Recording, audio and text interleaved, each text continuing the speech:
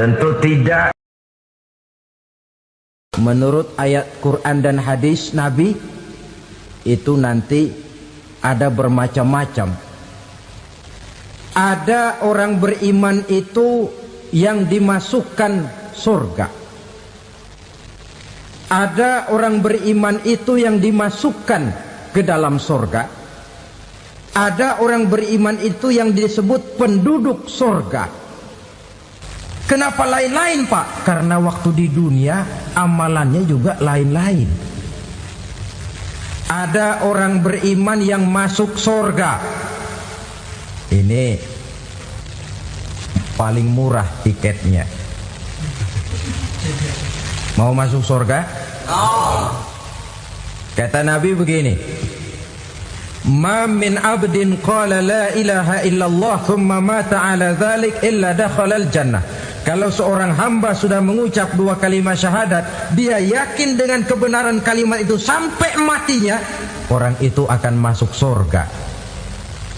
Abi Dzar yang waktu itu diajak bicara heran, ya Rasul kok gampang betul? Iya. Walaupun orang itu mencuri, iya. Walaupun orang itu berzina, iya. Biar dia mencuri, biar dia berzina, kalau dia sudah mengucap dua kalimat syahadat, dia. Saudara-saudara hadirin yang berbahagia, salah satu nikmat yang diberikan Allah kepada kita di dalam kehidupan ini ialah bahwa Allah Subhanahu wa ta'ala telah menciptakan segala sesuatu serba berpasang-pasangan. Dalam surah Yasin ayat 36 dijelaskan, Subhanallazi khalaqal azwaja kullaha mimma tumbitul ard wa min anfusihim wa mimma la ya'lamun.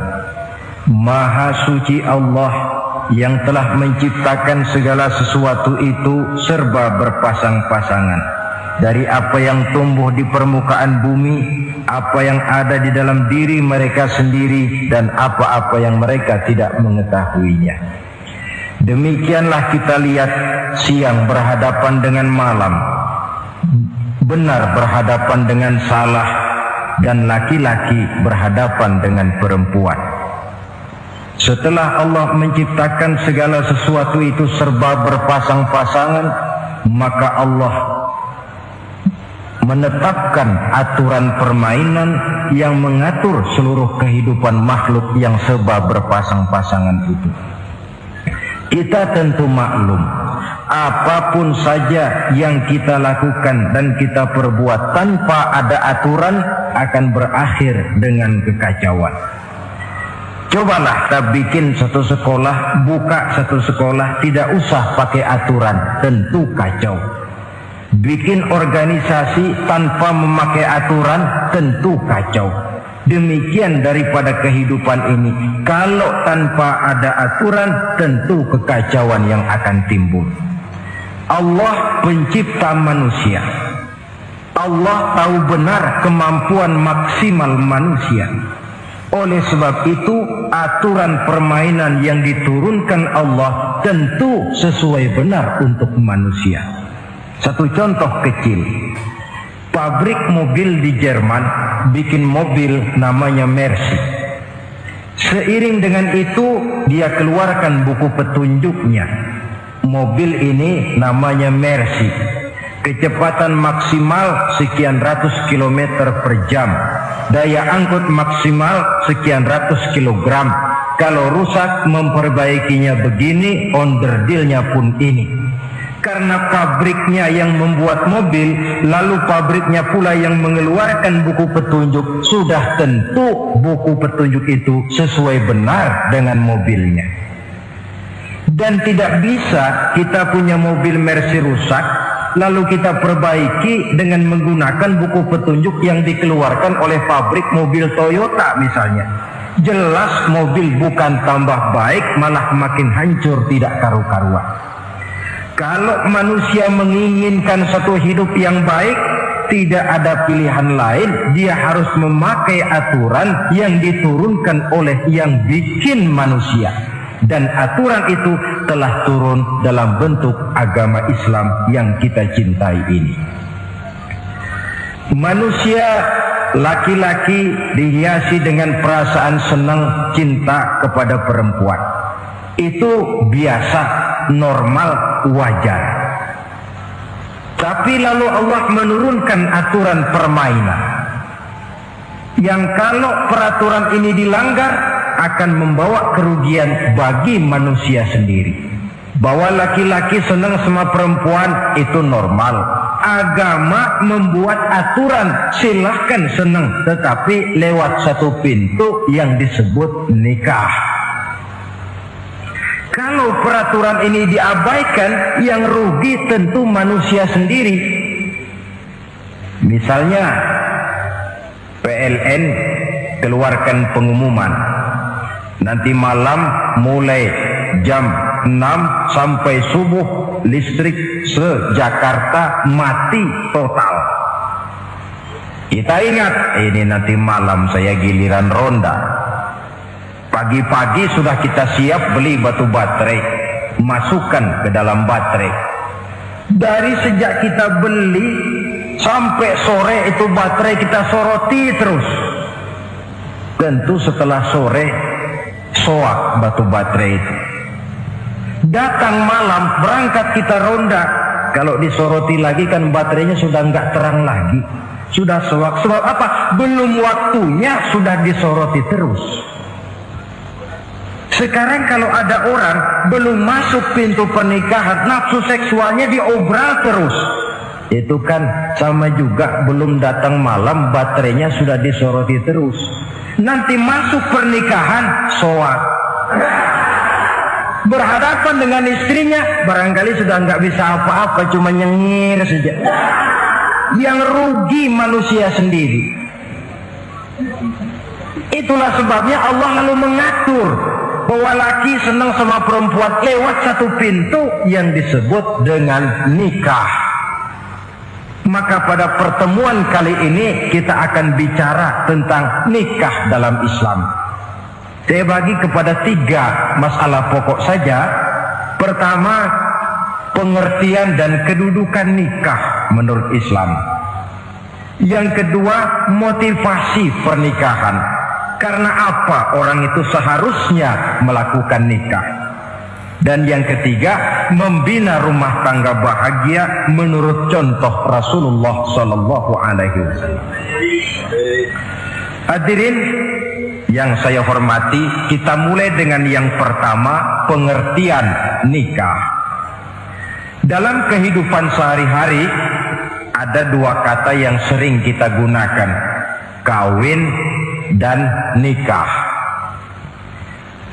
Kalimat kawin kelihatannya dipergunakan oleh semua makhluk hidup.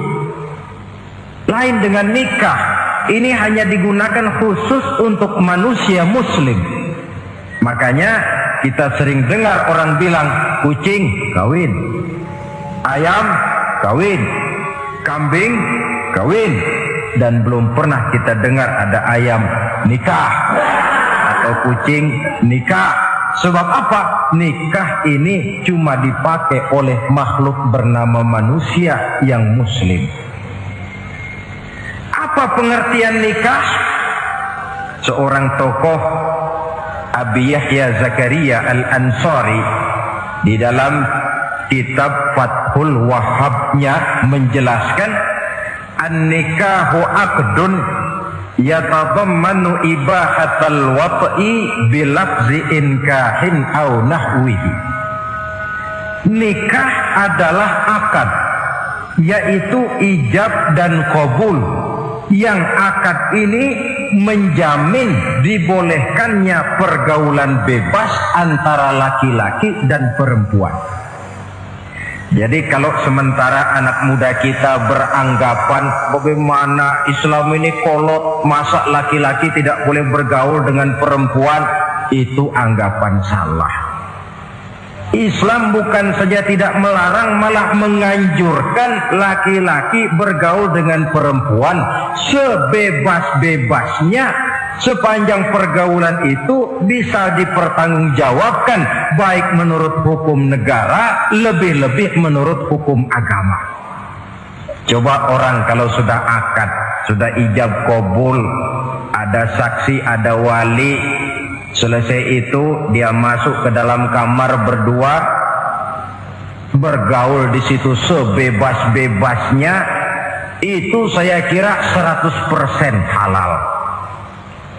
Tidak perlu lagi orang curiga, tidak perlu lagi sembunyi-sembunyi. Kenapa? Ini bentuk pergaulan yang bisa dipertanggungjawabkan. Kalau tidak, dengan dalih new morality, kebudayaan modern, lalu melakukan yang disebut free love, free sex, common living, hidup bersama tanpa nikah alias kumpul kebo. Dan saya kira itu kebo cuma mewakili saja. Artinya begitulah kalau binatang itu kumpul. Sebab kumpul kucing pun saya kira begitu, kumpul ayam pun begitu. Kebo cuma mewakili binatang dalam kalimat itu. Tengoklah berapa banyak sudah bayi-bayi yang lahir ke dunia ini tanpa tahu kemana dia harus memanggil bapak. Berapa banyak gadis-gadis bergelimpangan jadi korban dari orang-orang yang tidak bertanggung jawab. Itu semua merupakan ironi. Maka menjauhkan manusia dari aturan agama pada hakikatnya sama dengan usaha membinatangkan manusia. Bahkan kalau manusia sudah jauh dari aturan agama, sanggup berbuat lebih buas daripada binatang. Kita tahu yang namanya bajing itu makanannya cuma kelapa. Tapi bajingan itu bukan cuma kelapa, kabel telepon doyan kok bajingan itu. Jauh lebih buas daripada yang namanya binatang. Maka agama ini mengatur agar manusia sebagai makhluk yang mulia hidup secara mulia. Jangan manusia kita ini, binatang saja. Kalau saudara ada yang punya kucing di rumah, saudara taruh di depannya, saudara sendiri yang langsung kasih ikan di piring, kasih kucing. Aduh, dia akan makan dengan tenang, nikmat, lahap, tidak nengok kiri, tengok kanan. Kenapa? Dia yakin betul yang dia makan itu sudah resmi, sah. Sebab apa? Tuan rumah yang kasih. Tapi kalau si kucing ngambil sendiri di dapur, mencuri dia, setelah dapat dia bawa lari, makan pun tidak tenang. Kenapa? Mesti nengok kiri, nengok kanan. Rupanya instingnya pun bekerja. Ini bukan hak saya mencuri. Saudara-saudara, tengok orang yang sudah terlibat dalam pergaulan suami istri yang sah. Itu kan nggak perlu tengok kanan, tengok kiri, nggak perlu takut-takut. Kenapa? Sudah sah. Tapi kalau yang bukan istrinya, wah itu sudah seperti kucing nyolong ikan, tengok kiri, tengok kanan, tidak pernah mengalami ketenangan. Itu selintas pengertian nikah. Lalu bagaimana kedudukan nikah menurut Islam? Ternyata nikah dalam pandangan Islam tidak cuma sekedar untuk memenuhi kebutuhan biologis manusia. Tidak cuma sekedar untuk memperkembangbiakkan keturunan. Tidak cuma sekedar untuk mendapat ketenangan hidup. Lebih tinggi daripada sekedar itu, nikah dalam pandangan Islam ibadah. Jadi kalau kita ditanya, Pak, ibadah apa yang paling enak dalam Islam? Jawabannya jelas, nikah. Begitu enaknya ibadah yang namanya nikah ini, sampai yang sudah pernah pun pengen ulangan. Namanya ibadah. Tetapi tentu ada konsekuensi. Oleh karena nikah ibadah, dan semua ibadah dalam Islam tidak boleh dikerjakan setengah hati atau main-main. Sholat ibadah, tidak boleh main-main atau setengah hati atau coba-coba. Puasa ibadah, tidak boleh main-main, setengah hati atau coba-coba. Dan oleh karena nikah pun ibadah, punya nilai sakral, juga tidak boleh main-main, setengah hati atau coba-coba. Dus nikah eksperimen tidak dikenal dalam Islam. Mas, saya dengar sampean sudah nikah ya? Iya mas, saya cuma nyoba saja kok ini kok. Kalau enak terus, enggak ya bubar.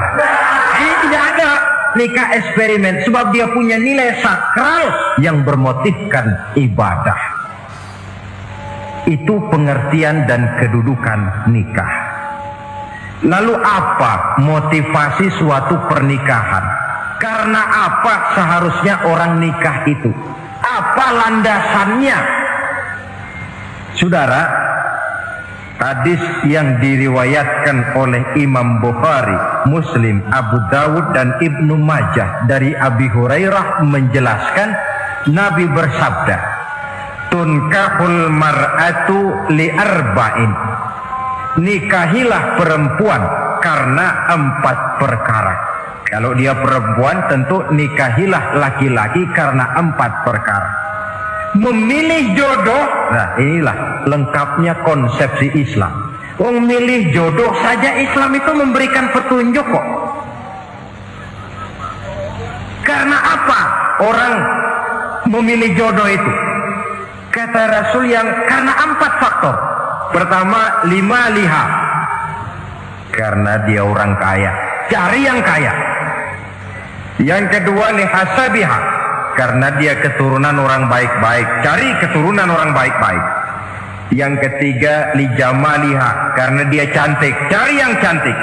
Dan yang keempat, lidiniha. Karena dia orang taat beragama, cari orang yang taat beragama.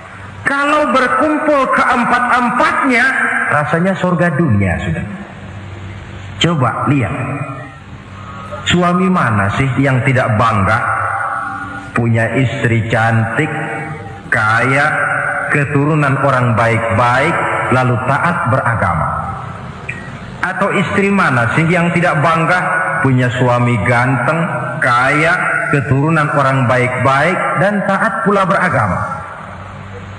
Tapi kan terus terang yang kumpul keempat-empatnya kan boleh dibilang jenis makhluk langka. Sulit. Kadang-kadang cantik, kaya, akhlaknya kayak setan. Ada saja kurangnya. Oleh karena ada saja kurangnya, lalu Nabi memberikan stressing, penekanan. Fazfar bizatiddin taribat iyadah. Pilih orang yang taat melaksanakan agama, niscaya hidupmu akan berkah. Jadi motivasi suatu pernikahan hendaknya agama. Apa rahasianya? Mari kita lihat. Kalau orang memilih pasangan karena rupa yang cantik semata-mata, silakan, tapi jangan jadi motivasi utama. Kalau rupa yang cantik jadi alasan utama, saya yakin rumah tangga tidak akan tahan lama. Sebab apa? Pertama, yang namanya cantik itu relatif. Artinya bergantung siapa yang memandang. Yang menurut saudara cantik, menurut saya belum tentu cantik. Yang kata saya cantik, menurut saudara barangkali itu yang jelek. Relatif. Saya kalau ditanya orang, Ustadz siapa perempuan paling cantik di dunia ini? Tentu saja saya jawab istri saya. Apa saudara lalu protes? Salah Ustadz, yang cantik istri saya bukan istri Ustadz. Saya bilang masa bodoh saya nggak ngurusi istri sampean. Cantik itu relatif. Sehingga di kalangan para ahli cinta, ahli cinta, sampai sekarang masih jadi perdebatan. Sebenarnya cantik yang bikin orang jatuh cinta, apa cinta yang membuat orang jadi kelihatan cantik? Dua-duanya bisa terjadi. Mungkin karena cantik orang jatuh cinta, dan bisa juga karena sudah kadung cinta orang kelihatannya jadi cantik. Tapi yang jelas cantik relatif. Yang relatif tidak bisa dijadikan sandaran utama. Yang kedua, yang namanya cantik itu temporer, artinya berubah oleh pergeseran masa dan pertukaran waktu. Sekarang dia cantik, of course, sedang sweet 17-an, sedang honeymoon, sedang bulan madu, sedang pengantin baru, tentu saja cantik. Punya dia anak satu, kecantikan mulai menurun. Punya dia anak dua, kulit mulai keriput. Punya dia anak tiga, apalagi tak pandai bersolek, udahlah onderdil mulai pada copot. Kalau rumah tangga didasarkan kepada rupa yang cantik saja, selesailah rumah tangga sampai di situ. Yang ketiga, di atas langit rupanya masih ada langit lagi. Di atas yang kita anggap cantik, rupanya masih ada yang lebih cantik. Kalau cantik yang kita kejar, kita akan jadi petualang yang pindah dari perempuan satu ke perempuan yang lain. Cinta bajak laut namanya. Di mana kapal berlabuh, di sana cinta mendarat. Saudara hadirin yang saya hormati, padahal sate dengan singkong itu kan bedanya cuma di tenggorokan. Kalau sudah masuk ke dalam perut, kenyangnya barangkali sama. Malah barangkali besok pagi kalau keluar lebih tidak enak baunya sate itu daripada singkong. Makanya orang kalau sudah nikah oleh Nabi dipesan, apabila kamu di jalan melihat perempuan yang membuat kamu kagum, cepat-cepatlah pulang ke rumah. Sebab apa? Sebab yang perempuan cantik di jalan kau lihat itu punya, istrimu juga di rumah punya. Gak percaya cobalah pulang, akurin, sama itu. Silahkan cari yang cantik, tapi jangan dijadikan motivasi utama. Yang kedua, kalau perkawinan pernikahan cuma karena harta, silahkan cari yang kaya. Tapi kan harta itu, kata Imamul Ghazali, al-mal zillun zail, harta bagaikan bayangan. Sore di sebelah barat, tengah hari di tengah, sore pindah ke sebelah timur. Hari ini dia kaya, besok dia bangkrut. Roda itu berputar. Kalau harta dijadikan pilihan utama, boleh jadi dalam hidup berumah tangga ada pepatah, ada uang abang disayang, tidak ada uang abang melayang. Artinya pun rumah tangga tidak akan tahan lama. Yang ketiga, kalau karena keturunan, persilahkan cari keturunan yang baik-baik. Namun toh pada akhirnya orang diajarkan bahwa kita ini mau besar atau tidak, bukan dengan jalan menyempeng kepada kebesaran orang lain, tetapi ditentukan oleh kepribadian kita sendiri. Sekarang kalau karena agama, Nabi berikan penekanan fazfar bizatid din taribat yadak. Pilih orang yang taat beragama, niscaya hidupmu akan beruntung. Apa rahasianya? Tidak lain rumah tangga Rasulullah Sallallahu Alaihi Wasallam. Yang ini artinya kita sudah masuk kepada bagian ketiga, bagaimana membina rumah tangga bahagia menurut contoh baginda Nabi. Saudara, bagaimana sih rumah tangga Rasul itu? Kelihatan dari dua ucapannya, pendek, singkat, tapi punya pengertian filosofis yang mendalam. Dua kalimat saja beliau bilang tentang rumah tangganya, yaitu baiti jannati, rumah tanggaku laksana sorga bagiku. Bayangkan kalau seorang suami sudah mampu berkata macam begitu, bahagia hidupnya. Ini barangkali tantangan buat kita semua. Mampukah kita di rumah tangga berkata semacam perkataan beliau tadi? Baiti jannati, rumah tanggaku laksana surga bagiku. Padahal dari sejarah kita baca, Rasul itu rumahnya kecil, tidurnya di atas pelepah daun korma, sampai berbekas di pipinya. Sarapan paginya seteguk zam-zam, sepotong roti, kadang-kadang 3 butir korma. Tempat tidurnya bukan alga spring bed atau Dunlop pillow macam kita punya. Di rumahnya tidak ada mebel spaghetti model yang lagi ngetop-ngetopnya. Entor di tengah rumah macam itu, beliau sanggup berkata, baiti jannati. Kenapa kita yang hidup di zaman di mana fasilitas mestinya lebih menunjang, kok malah banyak yang berkata sebaliknya? baiti nari, rumah tanggaku laksana neraka bagiku. Padahal dilihat dari segi materi, rumahnya bertingkat, mobilnya serba berkilat, uangnya banyak berlipat-lipat, istri pun cantik memikat, kadangkala boleh jadi jumlahnya 4. Tapi tiap hari kiamat. Kenapa ini? Marilah kita lihat. Ternyata rumah tangga Rasul itu motivasinya tidak lain agama. Agama menuntun suami dan istri masing-masing untuk tahu kewajiban dan tahu haknya. Kalau kewajiban sudah dilaksanakan lalu hak diberikan, akan timbul pengertian, understanding. Kalau sudah ada saling pengertian, akan timbul ketenangan, feeling of security. Dan ketenangan tangga utama untuk mencapai yang disebut bahagia.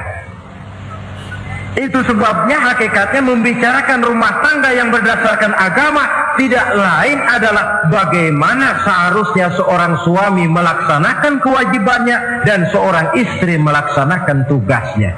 Artinya kewajiban suami itu apa? Kewajiban istri itu apa? Kewajiban istri hak suami, kewajiban suami hak untuk istrinya menurut tuntunan dan tuntutan agama. Saudara hadirin, menurut hadis riwayat Abu Dawud dari Muawiyah bin Haidah, suatu hari Rasul ditanya, "Ya Rasul, apa sih hak istri-istri kami ini? Artinya kewajiban kami sebagai suami ini apa?" Rasul menjawab, pertama, anta ta'amaha iza ta'imta, kau beri istrimu makan sebagaimana engkau makan. Saudara hadirin, tetapi seorang istri pun kalau sudah diberikan nafkah oleh suaminya untuk mengatur makanan, dia harus pandai mengaturnya dengan sebaik-baiknya. Menu yang teratur, gizi yang lengkap, dan saya kira yang namanya 4 sehat 5 sempurna itu kan tidak berarti bahwa hidup ini harus serba mewah, tidak. Yang penting ada variasi sehingga tidak merangsang suami untuk makan di luar. Jangan misalnya tahu suaminya senang jengkol lalu tiap hari saja jengkol, itu kan bisa kejengkolan suami. Dengan demikian, masalah yang kelihatannya sepele tetapi yang sebenarnya bisa menjaga keharmonisan atau malah keretakan rumah tangga harus kita perhatikan dengan sebaik-baiknya. Suami memberikan nafkah, dari jumlah itu 60% lari ke kredit, 40% lari ke dapur. Tentu pada akhirnya sang suami akan merasa curiga, padahal barangkali istrinya pun berniat baik, cuma hanya tidak ada keterbukaan di dalam mengurus masalah-masalah yang berhubungan dengan dapur. Inilah kewajiban yang pertama dari seorang suami, kewajiban yang menyangkut masalah pangan. Lalu yang kedua, wa taksuha izaktasaita, engkau beri istrimu pakaian sebagaimana engkau berpakaian. Suami yang adil, pakaian yang dia pakai sama harganya dengan yang dibelikan untuk istrinya, kecuali tentu kalau istrinya ridho. Zalim seorang suami jikalau untuk dia misalnya dia beli pakaian yang mahal-mahal, jasnya dia pakai Switzerland wool, sarungnya Samarinda. Kalau dia pakai sepatu, belilah sepatunya.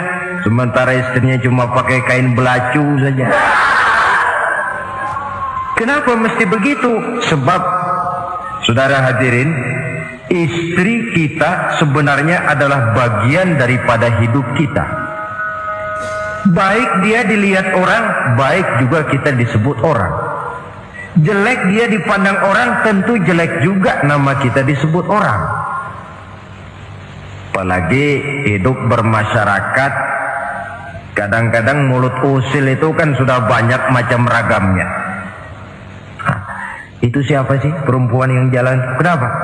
Itu pakaian yang tidak dipakai sih, tidak mahal, cuma pakaiannya serasi, pantas, enak dilihat.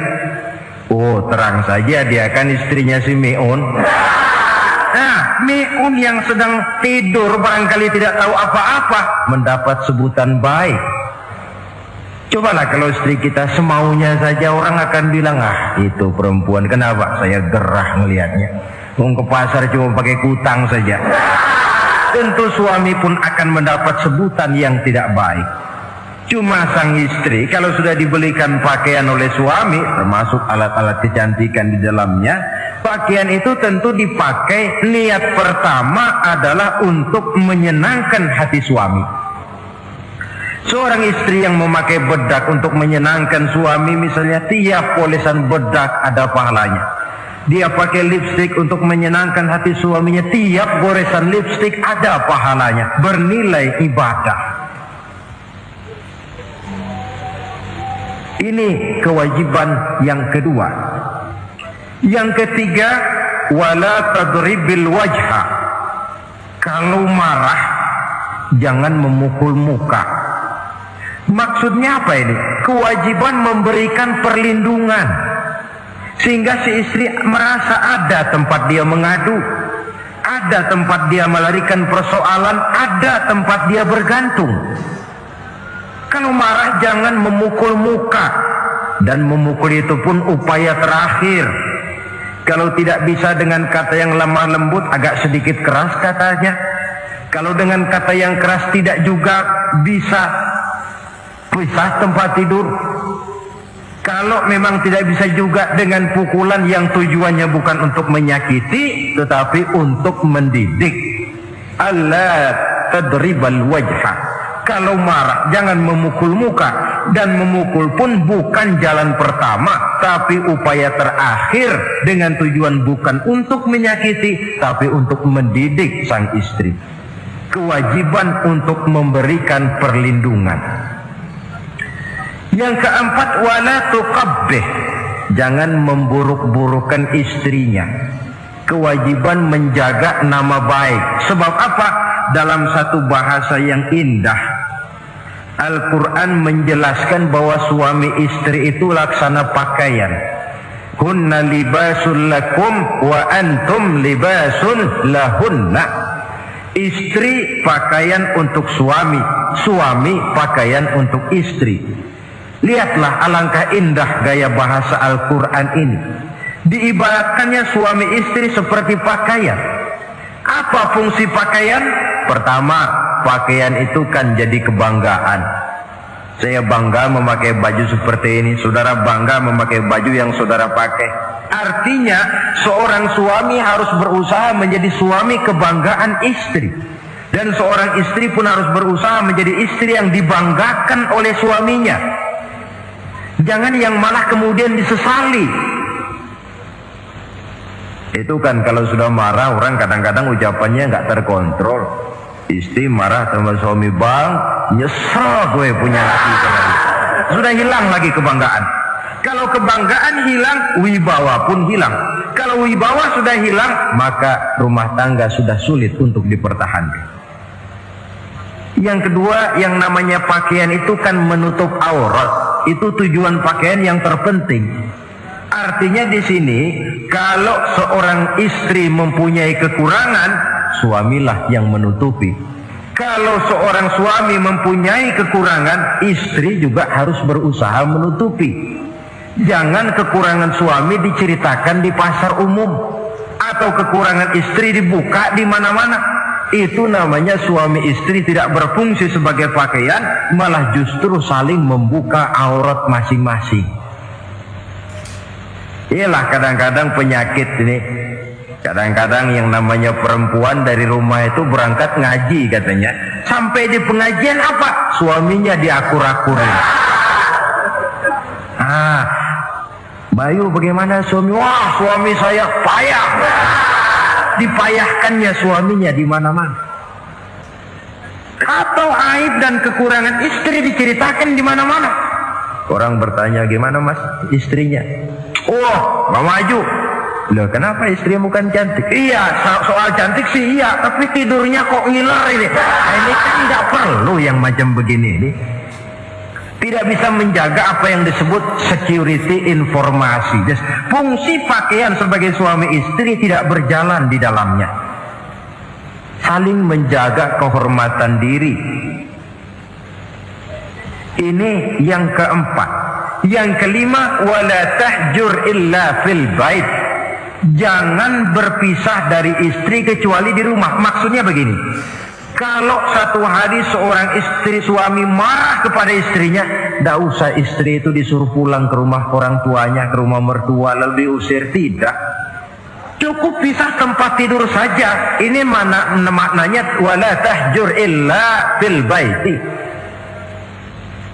Umpamanya, dek malam ini saya sedang tidak enak pikiran, kau tidur di kamar belakang lah, saya kamar depan.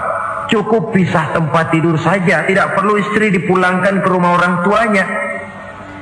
Nanti umpamanya tengah malam turun hujan, udara dingin, pikiran berubah, merasa perlu, kan tinggal manggil. Tidak jauh secara psikologis ajaran semacam ini bisa kita terima.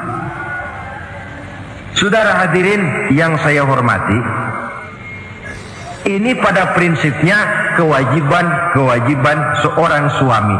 Kewajiban yang menyangkut masalah pangan, sandang, perlindungan, memelihara kehormatan, dan menjaga ketenangan di rumah tangga dengan menyelesaikan persoalan di rumah tangga itu secara intern. Jangan belum apa-apa sudah mertua diundang, orang tua dibon. Persoalan belum tentu selesai, tapi masalah sudah meluas. Cobalah kita selesaikan intern dulu. Kalau kemudian ternyata dianggap perlu mengundang orang tua, mertua, keluarga, baru kita upayakan ke arah itu. Ini kewajiban suami dan ini merupakan hak istri. Lalu bagaimana kewajiban istri sekarang ini? Istri kewajibannya merupakan hak untuk suami. Saudara, dari hadis yang diriwayatkan Imam Ibnu Majah dari Ali bin Yazid dari Abi Umamah, Nabi bersabda, "Mastafadal mu'minu ba'da taqwallahi azza wa jalla khairan lahu min zaujatin salihah." Bagi seorang mukmin, sesudah dia mempunyai sifat takwa kepada Allah, tidak ada yang lebih membawa manfaat selain daripada istri yang solehah. Istri solehah itu yang bagaimana? Yang hidup mampu melaksanakan kewajibannya. Apa kewajibannya? Kata Nabi, pertama, in amaroha atau athu. Kalau diperintah, dia taat. Kewajiban istri yang pertama, taat kepada suaminya.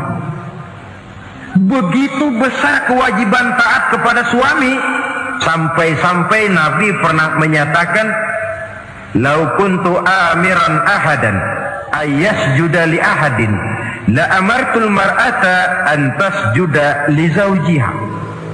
Kalau saja boleh, kata Nabi, aku memerintahkan manusia sujud kepada sesama manusia, tentu aku perintahkan istri untuk sujud kepada suaminya. Untung saja sujud kepada manusia tidak boleh. Kalau boleh, istri itu disuruh sujud kepada suami. Tentu karena besar hak suami atas dirinya. Yang kedua, ibadah sunnah tidak mendapat izin suami juga bukan saja tidak berpahala, malah berdosa. Umpamanya, pengantin baru, si istri kebetulan santri, malam minggu pesta, besoknya hari Senin, si istri sudah kadang biasa hidup sebagai santri, hari Senin puasa sunnah. Dia bilang sama suaminya, "Bang, besok saya mau puasa sunnah nih, hari Senin." Kata suaminya, "Kalau kau puasa juga kau kejam. Lalu kau puasa, aku disuruh ngapain?" Tidak diizinkan oleh suami dia puasa juga. Bukan saja tidak mendapat pahala, malah berdosa. Sampai amalan yang sunnah pun tidak diizinkan oleh suami, berdosa. Apalagi amalan yang mubah, apalagi amalan yang tidak ada dasar hukumnya, perintahnya.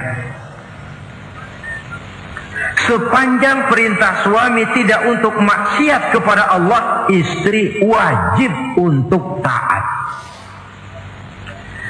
Dalam hadis lain kita temukan Nabi bersabda, "Idza da'a ar-rajulu imra'atahu ila firashihi." Kalau seorang suami memanggil istrinya ke tempat tidur. Ini bahasa kinayah. Manggil ke tempat tidur kan tentu nggak perlu penjelasan. Masa mau nyambal di tempat tidur kan enggak. Fa'abat. Si istri tidak mau. Lantaran istri tidak mau, suami jengkel. Fabata ghadbana 'alaiha. Sampai dalam jengkelnya tidur. La'anat hal malaikatu hatta tusbiha. Istri macam itu dilaknat, dikutuk oleh malaikat sampai datang waktu pagi. Kewajiban untuk taat. Namun sebaliknya, seorang suami pun jangan mentang-mentang istri wajib taat lalu overacting. Segalanya main tunjuk, segalanya main komando, segalanya main perintah. Sebab contoh yang diberikan oleh Rasul tidak begitu. Rasul kita baca dalam sejarah menjahit bajunya sendiri, memperbaiki kasutnya sendiri. Artinya yang bisa ya dikerjakan tanpa harus menggantungkan semuanya kepada sang istri. Kewajiban untuk taat. Nah, penutup tentang taat ini ada sebuah hadis pula di mana baginda Nabi bersabda, ayyumam ra'atin matat wa zawjuha anha radin dakhalatil jannah. Kalau seorang perempuan meninggal dunia, suaminya ridho kepadanya, maka perempuan itu akan masuk surga. Artinya kalau seorang istri meninggal, ya dia tukang ngaji, ya tukang sholat, ya suka puasa, ya gemar sedekah, tapi meninggal suaminya tidak ridho, pintu surga belum dibukakan sampai suaminya ridho kepadanya. Ini menggambarkan tentang besarnya kewajiban taat seorang istri kepada suaminya. Ini kewajiban pertama. Lalu kewajiban yang kedua kata Nabi, wa in nazara ilaiha sarrathu. Kalau dipandang oleh suaminya, dia pandai menggembirakan, menyenangkan hati suaminya. Menjadi istri yang pandai menyenangkan hati suami. Siapa contohnya? Kita lihat misalnya istri Nabi, diantaranya Sayyidatuna Khadijah radhiyallahu anha. Ketika Nabi pertama kali menerima wahyu berhadapan dengan malaikat Jibril, beliau kembali ke rumah dengan tubuh gemetar. Setibanya di rumah beliau berkata, "Zammiluni ya Khadijah." Khadijah, selimuti saya. Kenapa bang? Barusan datang malaikat Jibril, dia katakan begini-begini, saya khawatir Khadijah. Khadijah tahu suaminya sedang gelisah. Sebagai istri yang bijak beliau tampil, apa katanya? Kalla ma yukhzikallahu abada. Tidak apa-apa bang, jangan khawatir, Allah tidak akan menyusahkan abang buat selamanya. Ini istri yang pandai menyenangkan hati suami. Suami pulang dagang dari pasar, rugi. Istri tampil. Itulah bang, romantikanya dagang. Masa selamanya saja untung sekali-sekali lah, rugi. Si suami kan tidak terlalu pusing kepalanya. Jangan sudah di pasar rugi, sampai rumah istri pidato, peletar-peletor macam petasan. Dasar suami goblok, dagang saja rugi. Sudahlah di pasar rugi, sampai ke rumah digoblok-goblokin. Itu nanti suami kan bisa kena penyakit yang disebut broken home. Penyakit nggak betah di rumah. Seorang istri kalau suami sudah kena penyakit tidak betah di rumah, itu mesti siap-siap mental untuk dimadu. Nah, Jadi kalau tidak dibantu bagaimana? Berusaha bikin betah suami di rumah. Suami pulang kantor jam 2, setengah 2 dandan, kalau perlu setel habis. Kalau perlu kelihatan suami akan datang, bukakan pintu, sambut dengan senyum. Apalagi kalau senyumnya Pepsodent. Saya kira suami bagaimanapun lelahnya, peras keringat, banting tulang pulang mencari nafkah, kalau kembali di rumah disambut dengan senyum, hilang capeknya. Tapi bayangkan, sudahlah di kantor capek, peras keringat, banting tulang, sampai pula di rumah yang nyambut cuka sama kukusan. Udah asem, monyong. Suami mana yang kerasan tinggal di rumah? Menjadi istri yang pandai menggembirakan, menyenangkan hati suaminya. Bahkan diizinkan bohong untuk menyenangkan hati suami. Umpamanya, suami kebetulan habis obyeknya gol. Karena ingin menyenangkan istri, mampir di pasar beli kain batik. Si suami tidak tahu bagaimana kain batik yang bagus, beli saja sembarangan. Sudah kainnya kasar, warnanya norak, harganya yang mestinya murah jadi mahal, dibawa pakaian itu pula. Istri lihat dan tahu kalau ini batik jelek, norak, kasar, harganya pun murah. Tapi dia ingin menyenangkan hati suaminya. Suaminya tanya, bagaimana dek kain batik ini? Waduh bang, bagus betul kain ini. Pinter benar abang milih warna ini. Emang yang kayak begini ini bang, coba lihat tetangga kita, mana ada yang pakai kain kayak begini? Ya memang gak ada, jelek. Suami senang tentu. Lalu kain itu oleh istrinya, ngaji dipakai, keundangan dipakai, tidur dipakai, masak dipakai, nyuci pun dipakai. Suami makin bangga, wah kain yang saya beliin dipakai terus ini.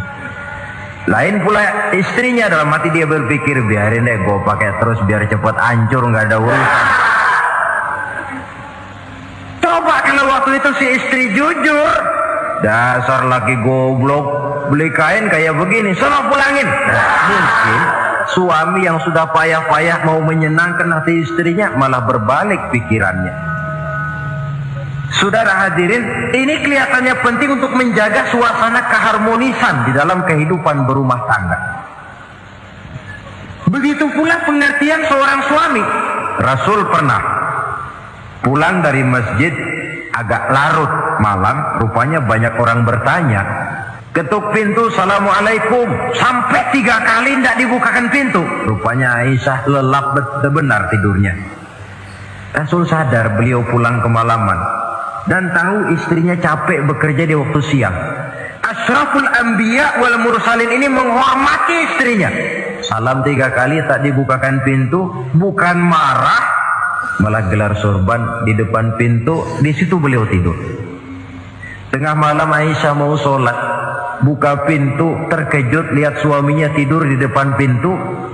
Dibangunkan, begitu dibangunkan Rasul lebih dahulu berkata, Aisyah, maafkan saya pulang terlambat memang sebab banyak yang bertanya di masjid. Sudahlah tidur di depan pintu, begitu dibukakan beliau dulu yang minta maaf. Sulit jadi suami semacam ini.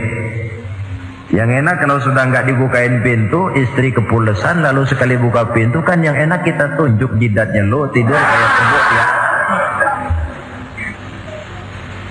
Saudara hadirin, menjadi istri yang pandai menyenangkan hati suaminya, sebab tidak ada seorang suami bisa sukses baik di medan tugas, di masyarakat, di kantor, di toko, di tempat manapun kalau tidak ditunjang oleh peran serta dari para istrinya. Karena itulah perempuan walaupun peranannya tidak begitu kelihatan, sebenarnya sangat menentukan. Seorang suami yang jujur, polos, lugu, sederhana, sanggup menjadi koruptor ulung karena didorong-dorong oleh istrinya. Merangsang ketamakan suami. Istri dibakar oleh tetangganya. Bang, kenapa? Kau kan di kantor kepala bagian.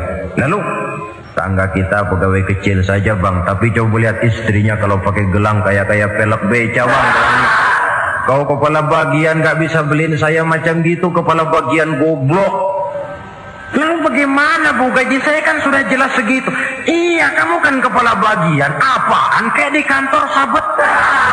Kalau sudah main sabet-sabetan begini, sudah merangsang suami untuk berbuat yang tidak baik. Kecil, tidak begitu kelihatan, tapi sangat menentukan. Istri yang soleh, yang bisa melaksanakan kewajibannya, yaitu pandai menyenangkan hati suaminya. Ini kewajiban istri yang kedua. Yang ketiga, wa in aqsama alaihi abarrathu. Kalau suami memberikan sesuatu, dia pandai berbakti, menjadi istri yang pandai bersyukur kepada suami. Kita ingat ketika pulang Mi'raj kan Rasul bercerita, saya dalam perjalanan itu diperlihatkan neraka, kata Rasul. Saya lihat kok isinya kok lebih banyak perempuan daripada laki-laki. Nah, sahabat heran, ya Rasul, lebih banyak perempuan? Iya. Apa mereka tidak sholat? Sholat. Apa mereka tidak pernah hadir di majelis taklim? Oh, rajinan dia sama suaminya. Ada apa? Tidak pernah baca Quran? Rajin. Lalu kenapa kok isinya kebagian besar perempuan? Rasul menjawab, hunna yakfurnal asir. Mereka umumnya tidak pandai bersyukur kepada suaminya. Hujan panas setahun dibalas dengan hujan sehari.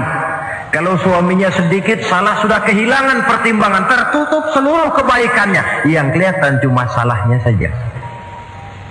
Maka sebaiknya di dalam hidup berumah tangga, baik suami maupun istri itu masing-masing sedia timbangan. Kalau satu saat suami salah, istri ambil timbangan. Timbang, suami saya salahnya ini, jasanya ini.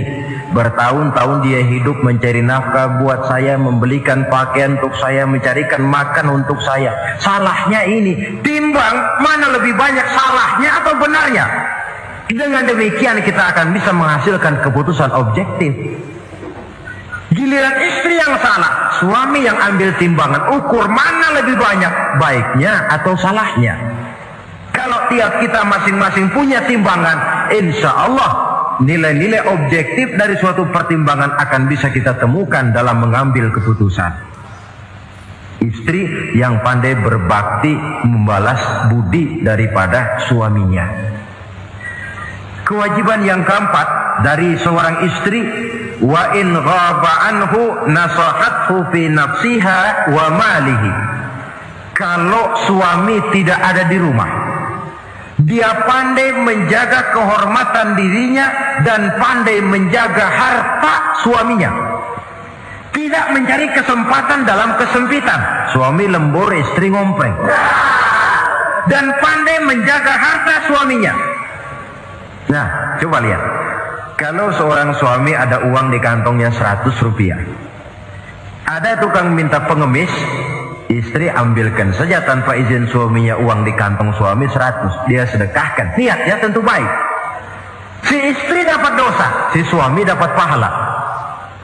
Perbuatan sedekahnya itu betul, tapi mengambil uang tanpa izin suami itu yang salah. Dan ternyata salah itu lebih besar daripada pahala yang dia lakukan lantaran bersedekah itu. Kalau ini terwujud, maka suasana saling mempercayai akan tumbuh. Kalau sudah saling mempercayai, rasanya akan terwujud kedamaian dan ketenangan. Suami meninggalkan rumah dengan perasaan tenang, istri pun melepas suami dengan perasaan damai, tanpa was-was, tanpa curiga, dan sebagainya. Dan ini modal yang paling utama, mewujudkan saling kepercayaan dalam membina hidup bahagia. Saudara, jadi dengan demikian, kewajiban suami dan kewajiban istri yang merupakan bagian tidak terpisahkan dari bagaimana membina rumah tangga berdasarkan tuntunan agama, merupakan hal yang dicontohkan oleh Nabi kita Muhammad sallallahu alaihi wasallam. Dengan satu kesimpulan, rumah tangga Nabi bahagia karena rumah tangga itu disinari oleh ajaran-ajaran agama. Sehingga timbul saling pengertian membawa kepada ketenangan, dan ketenangan sesungguhnya tangga utama mencapai rumah tangga bahagia. Tanpa materi orang memang sulit untuk bahagia. Tapi materi semata-mata bukan merupakan jaminan bahwa orang akan hidup bahagia. Banyak isak tangis berbunyi di rumah-rumah mewah, dan banyak sendak gurau, tawa dan canda, tawa lerai di rumah-rumah sederhana. Artinya suka dan duka, sedih dan gembira, susah dan bahagia bisa ada di gubuk reot dan bisa juga ada di rumah mewah. Ternyata bukan harta semata-mata yang menopang dan menjamin hidup itu akan bahagia, tapi satu rumah tangga yang dipancari oleh sinar agama di bawah naungan ridho dari Allah Subhanahu wa taala. Si istri taat melaksanakan ajaran agama, suami taat, lalu anak-anak pun hidup dalam suasana yang religius. Dari sana tumbuh pancaran sinar keagamaan. Irama agama mengalun dalam kehidupan rumah tangga kita. Berfungsilah dengan demikian rumah tangga sebagai tempat di mana kita mengamalkan ajaran agama kita. Alangkah nikmat satu rumah tangga. Istri ahli ibadah, suami pun ahli ibadah, anak-anak pun terbiasa oleh lingkungan untuk hidup melaksanakan suatu ibadah. Dan keberhasilan di rumah tangga awal untuk menuju keberhasilan di masyarakat, di tempat tugas, dan di tempat-tempat lainnya. Sebaliknya, kehancuran rumah tangga akan selalu menjadi awal kehancuran karir di masyarakat, di tempat kerja, dan di tempat-tempat lainnya. Oleh karena itu, berangkat dari hal semacam inilah, maka kita berkeyakinan rumah tangga yang bahagia ialah rumah tangga yang didasarkan kepada ajaran agama. Sehingga tercapailah kebahagiaan hidup di dunia yang langsung menopang kepada kebahagiaan hidup di akhirat nanti. Nah, inilah pembicaraan kita pada pertemuan kali ini. Dengan harapan mudah-mudahan dari setiap rumah tangga muslim memancar sinar-sinar agama, menjadi kubu-kubu pertahanan di mana kita menegakkan ajaran agama, dan pada akhirnya nanti akan tercipta masyarakat yang agamis. Terwujudlah ketenangan, kedamaian, dan ketentraman.